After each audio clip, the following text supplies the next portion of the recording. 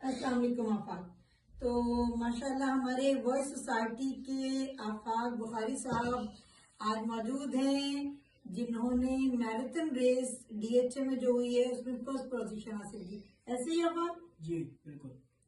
اچھا، آپ نے فرسٹ پوزیشن حاصل کی، آپ کے ساتھ اور ویل چیئر یوزرز نے بھی کوئی پوزیشن حاصل کی ہے؟ جی میرے پاس 2 اور تھے جنہوں نے سیکنڈ اور تھرڈ پوزیشن حاصل کی.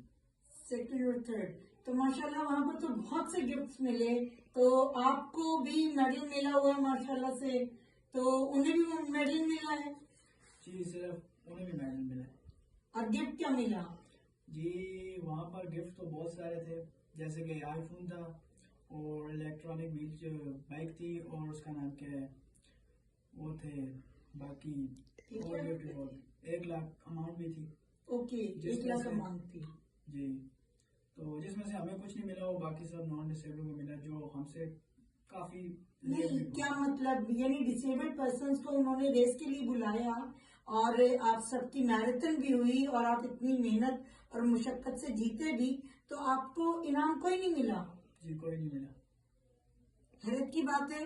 بےحد معذرت کے ساتھ کہنا چاہوں گی کہ لیکن ہمارے ڈسیبلڈ پرسنس کو میراتھن ریس میں اسپورٹس کے لیے بلا لیا جاتا ہے انکلوسیو سوسائٹی قائم کرنے کے لیے، لیکن بعد میں یہ ہوتا ہے کہ انکلوژن صرف نام کا رہ جاتا ہے.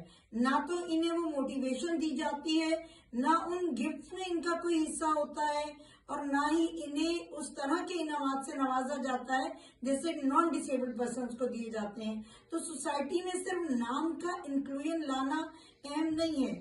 دیکھیں، ضرورت اس بات کی ہے کہ جو آپ ایک نان ڈسیبل کو گفٹ دے رہے ہیں وہی ڈسیبل پرسن کو دیں.